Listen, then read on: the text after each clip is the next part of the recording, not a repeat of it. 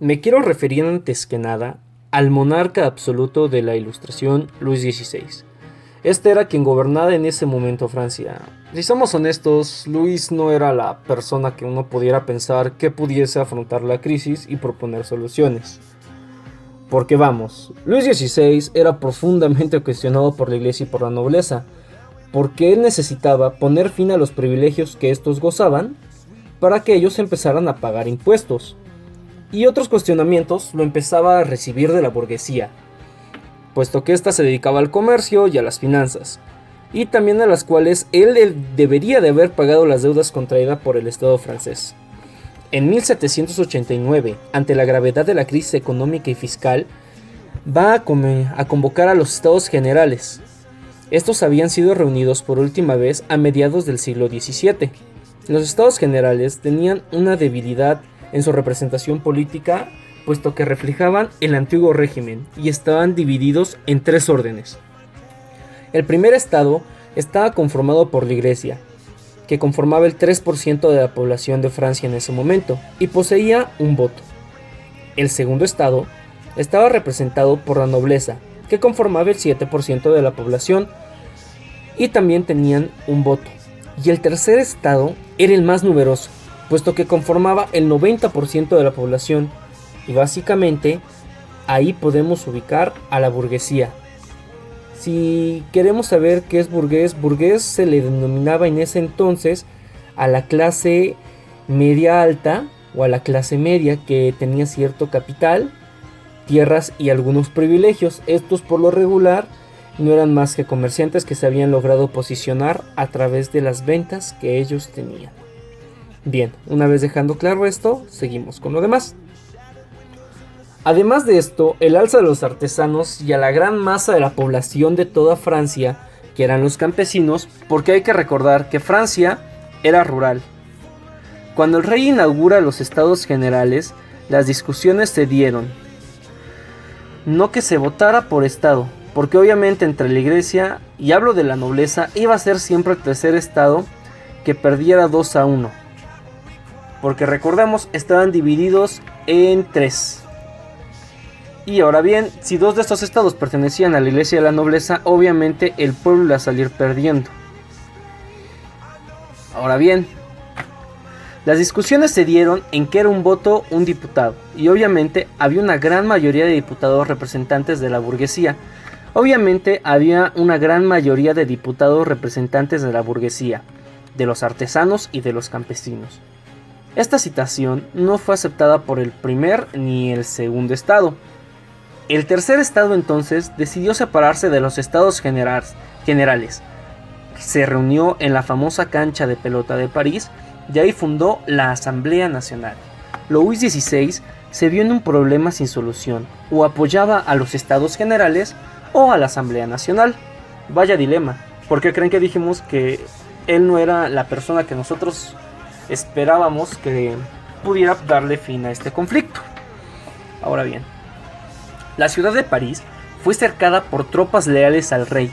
Esto enfureció a los sectores urbanos, tanto de la burguesía y de los artesanos, que decidieron tomar la ciudad. Esto se sucedió el 14 de julio de 1789 y es el inicio de la Revolución Francesa.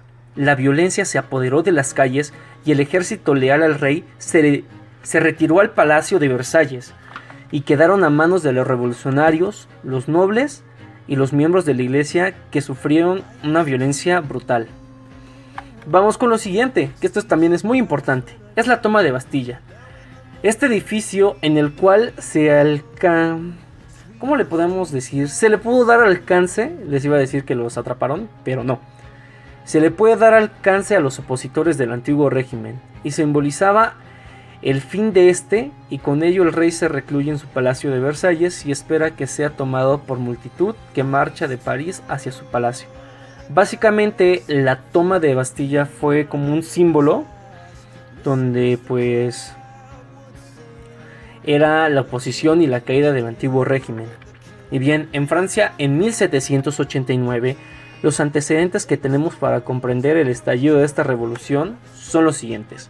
La primera fue una aguda crisis financiera de Estado, y esto fue provocada por la pérdida de Canadá y de la participación en la guerra de independencia de los Estados Unidos de América.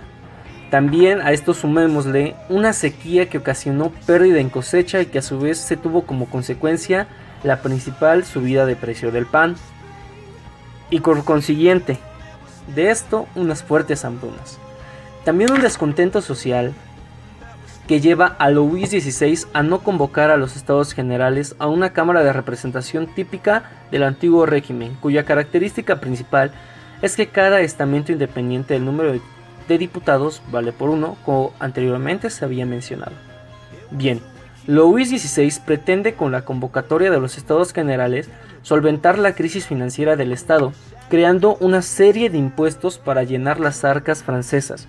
Sin embargo, el tercer Estado, muy cansado de soportar todas estas cargas financieras, porque hay que recordar, los primeros dos estados pertenecían uno a los nobles y el otro pertenecía a la iglesia. Recordemos que los nobles representaban el 3%, la iglesia representaba el 7% y el 90% eran burgueses, artesanos, básicamente era el pueblo.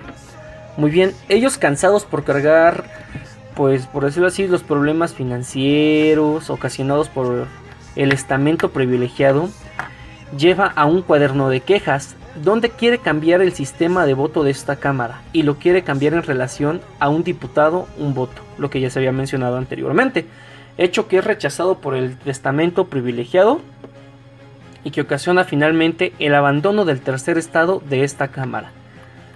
En este momento, la rebelión popular toma las calles de París y atacan el mayor símbolo de la corona francesa y del absolutismo francés, que es la Bastilla, que si no sabemos qué es la Bastilla, era una cárcel que representa el poder real y del mismo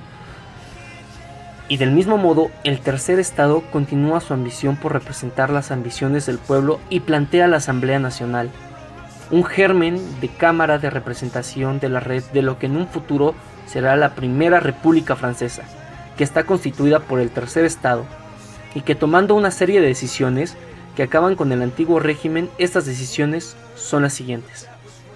Redactan una constitución para darle unas leyes al pueblo francés, eliminan la sociedad estamental, todos los ciudadanos franceses tienen los mismos derechos y deberes al redactar la constitución civil del clero, que va unida a la anterior situación, y lo que hacen es separar el concepto de iglesia-estado y equiparar al clero a cualquier ciudadano más. Esto fue algo muy parecido a lo que ya se ha visto en movimientos anteriores, como el Renacimiento, que dejaba de buscar la vida terrenal y buscaba la felicidad. Incluso también como la Ilustración en España. Recordemos que la Revolución Francesa solo se suscitó unas décadas después de la Ilustración en España. Y también, por último, también pedían otorgar un lema a la Revolución Francesa: libertad, igualdad y fraternidad. Me quiero enfocar más que nada en el punto donde piden la separación de iglesia y estado, puesto que es igual a lo que hizo el presidente Benito Juárez aquí en México durante la Guerra de Reforma. Pero eso ya lo hablaremos después. Repetimos nuestro último punto, que es otorgan un lema a la Revolución Francesa, que es libertad, igualdad y fraternidad. Tres elementos que estarán muy poco presentes en los próximos capítulos de la Revolución Francesa. No habrá ni libertad ni habrá igualdad entre todos los franceses. Ninguno respetó a esto. Y por supuesto, la fraternidad será la gran ausente en los siguientes episodios de la Revolución Francesa. Bueno, espero que les haya gustado este video. Si es así, pues denle like y sobre todo, pues espero que les haya servido como repaso para sus exámenes. Yo soy Manuel y este fue el tema de la Constitución y la separación y la creación de los Estados Generales de 1789 en Francia. Y pues, bueno, yo más que nada quiero hacer hincapié en el lema que se le dio, que fue más que nada libertad, igualdad y fraternidad, cosa que todas las naciones necesitan para poder sobrellevar bien cualquier cosa.